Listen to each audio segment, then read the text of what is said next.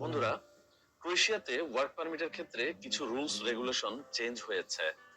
আর এর মূল কারণ হচ্ছে ক্রোয়েশিয়াতে যেই কোম্পানি লোক আনছে কোনোভাবেই সেখানে কর্মীরা স্টে করে না। তারা ক্রোয়েশিয়াতে যাওয়ার সাথে সাথেই ইউরোপের অন্যান্য দেশে চলে যায়। বেসিক্যালি তারা যায় যেই দেশগুলোতে সহজে পার্মানেন্ট হওয়া যায় কিংবা যেই দেশগুলোতে ইনকাম বেশি সেগুলোতেই মূলত টার্গেট থাকে। আর ক্রোয়েশিয়াতে কর্মী না থাকার কারণে ক্রোয়েশিয়ান গভর্নমেন্টের উপর ইউরোপীয় ইউনিয়নের একটা চাপ আছে। আর এজন্যই বাধ্য হয়ে ক্রোয়েশিয়ান গভর্নমেন্ট নতুন রুলস চালু করেছে। তো এই রুলস গুলোর মূল বিষয়গুলো আমি আপনাদের সঙ্গে একটু শেয়ার করব। যেটা হচ্ছে পারমিট কেন দেরিতে বের হচ্ছে বা পারমিটের জন্য নতুন যে রুলস এসেছে সেটা কি, ইত্যাদি ইত্যাদি। এখন মূল বিষয়টা হচ্ছে একটা কোম্পানি পারমিট ইস্যু করার জন্য মিনিমাম ওই কোম্পানিতে লাস্ট 1 বছর ক্রোয়েশিয়ান কোন নাগরিক কাজ করেছে তার একটা প্রমাণ লাগবে। মানে মোট কথা একটা নতুন কোম্পানি এসেই কোনো লোক নিয়োগ দিতে পারবে না। যে একটা নতুন কোম্পানি আসলো, এসে জাস্ট বললো যে আমি বাইরে থেকে লোক আনবো। কারণ এরকম ব্যাঙের ছাতার মতো অসংখ্য কোম্পানি কাজ করেছে এতদিন।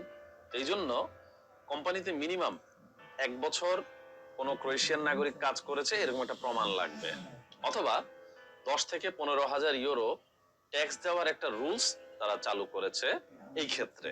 আরেকটি বিষয় হচ্ছে অ্যাকোমোডেশন বা বাসস্থানের যে বিষয়টা, এটা তাদের আসলে কঠোর নজরদারিতে রাখবে তারা। এখন একটা কোম্পানি তাদের কর্মী হায়ার করার পরে অন্তত কোনো কারণে যেন কর্মী কোম্পানির প্রতি মনক্ষুণ্ণ না হয়ে বা কোম্পানির কোনো ফল্টের কারণে যেন অন্য কোনো দেশে চলে যাওয়ার চিন্তাও না করে। আর সবচেয়ে বড় বিষয়টা হচ্ছে যে কোম্পানি কর্মী হায়ার করবে সেই কোম্পানি তাদের সেই কর্মীর মিনিমাম 1 মাসের স্যালারি ক্রোয়েশিয়ান গভর্নমেন্টের কাছে জামানত হিসেবে রাখবে। তবে এই টাকাটা কোম্পানির তরফ থেকেই সরকারকে দিতে হবে, কিন্তু শ্রমিকের বেতন শ্রমিক ঠিকই পাবে এবং এটা প্রথম মাস থেকেই পাবে। কোম্পানি যেন শ্রমিকের সাথে কোনো প্রকারের অনিয়ম করতে না পারে, এটা হচ্ছে তার জন্যই ব্যবস্থা। কারণ অনেক কোম্পানি কর্মী এনে কাজ ঠিক মতো দিতে পারে না বা বাসস্থান ঠিক মতো দিতে পারে না বা টিআরসিও করে দেয় না। তো এই জন্যই এই নিয়মটা তারা করেছে। আর যদি এরকম অনিয়ম করে কোনো কোম্পানি, তাহলে কোম্পানির জামানতকৃত সেই টাকাটি ক্রোয়েশিয়ান গভর্নমেন্ট নিয়ে নিবে। আসলে এত নতুন নতুন আইন করার কারণ একটাই, সেটা হচ্ছে কর্মীরা যেন অন্য কোনো দেশে পালিয়ে যাওয়ার চিন্তাও না করে। কোন কোম্পানি যদি অবৈধভাবে কর্মী নিয়োগ দেয় তাহলে সেই কোম্পানিকে জরিমানা বাবদ 5 থেকে 20 হাজার ইউরো পর্যন্ত গুনতে হবে। আর যদি কোম্পানি আপনাকে কাজ দিতে না পারে বা থাকার জায়গা দিতে না পারে বা টিআরসি করে না দেয় তাহলেও একই জরিমানার মধ্যে পড়বে তারা। বন্ধুরা, বর্তমানে সাপ্লাই কোম্পানি কর্মী নিয়োগ দিতে পারবে না। স্ট্রেট ফরওয়ার্ড, সাপ্লাই কোম্পানি কোনোভাবেই কর্মী নিয়োগ দিতে পারবে না। মোটামুটি ডিরেক্ট কোম্পানি ছাড়া কেউ ক্রোয়েশিয়াতে কর্মী নিয়োগ দিতে পারবে না এখন।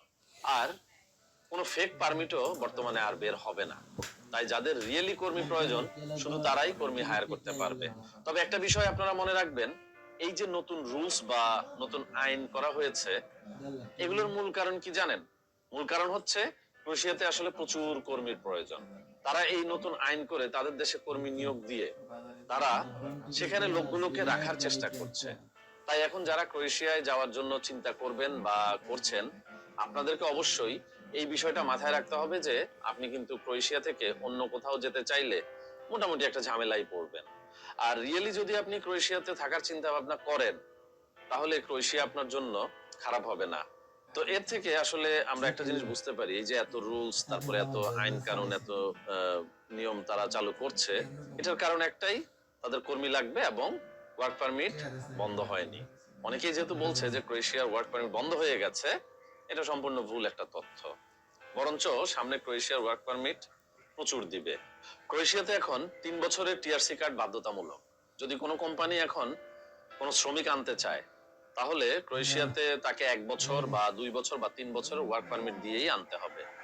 আসলে মেইন বিষয়টা হচ্ছে যে কয় বছরের ওয়ার্ক পারমিট থাকবে সেই কয় বছরেরই টিআরসি কার্ড করে দিতে হবে কোম্পানিকে। আগে সিজনাল ভিসা ছিল 6 মাসের, এখন এটা 9 মাস করা হয়েছে। তবে সিজনাল ভিসা আমাদের বাংলাদেশিদের জন্য চালু নেই, এটা মূলত ইউরোপের আশেপাশের কিছু দেশের জন্য চালু আছে। এখন আরেকটা বিষয়, সেটা হচ্ছে যে আপনারা অনেকেই ওয়ার্ক পারমিটের জন্য অ্যাপ্লাই করেছেন বিভিন্ন কোম্পানির মাধ্যমে। তো সেগুলো আসলে বের হবে কিনা এটা নিয়ে অনেকে একটু চিন্তিত। আমি বলবো, আপনার কোম্পানি যদি ভালো হয়, কোম্পানির সকল ডকুমেন্ট যদি আপ টু ডেট থাকে এবং সাপ্লাই কোম্পানি না হয়, তাহলে আপনার ওয়ার্ক পারমিট বের হবে, কোনো সমস্যা নেই। যেহেতু তাদের নতুন কিছু রুলস চালু হয়েছে, তাই আবেদনকৃত ওয়ার্ক পারমিট আসতে হয়তো একটু সময় লাগতেও পারে। সর্বোপরি ক্রোয়েশিয়ার ভিসা চালু আছে এবং ক্রোয়েশিয়ার ভিসা আশা করা যাচ্ছে আগামী মাসের শেষের দিক থেকে স্বাভাবিক হওয়া শুরু হবে।